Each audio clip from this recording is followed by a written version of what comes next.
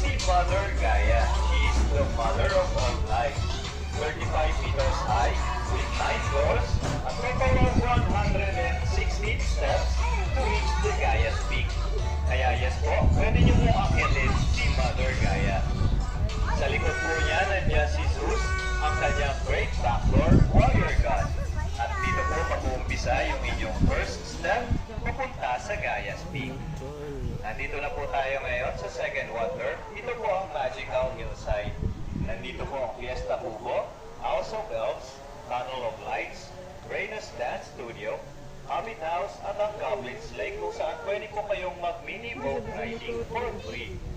Nandito naman po yung ating second restaurant, ang Pugot Pizza. First ever in Quezon po na sa mismong Pugot, niluluto ang pizza. Meron din po dyan pasta and drinks. Sa right side po ang ating third wonder, yan po ang Animal Rendezvous. Nandiyan po mamaya si Vitos or si Rico, ang ating pong albino Burmese python na pwede niyo po maka-close encounter. All over the park, marami po tayong mga washrooms and toilets. Kaya hindi na po kayo mahihirapang maghanap once na inyo pong kailanganin. And soon to open po ang ating horror wheel.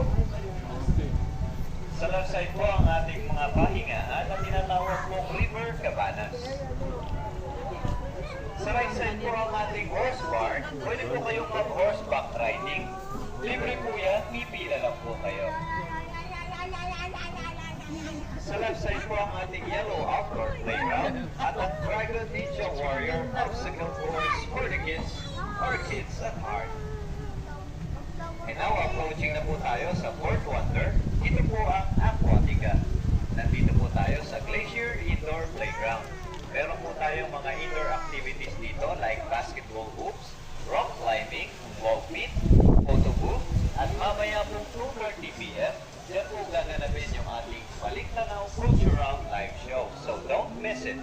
Katabi po niya ang ating Jellyfish Carousel. Libre din po sumakay dyan.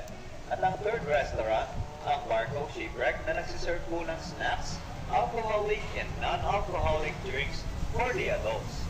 Pwede rin po kayo dyan mag-swimming. Libre din po yun. Sa left side po ang ating isang nahabang cascading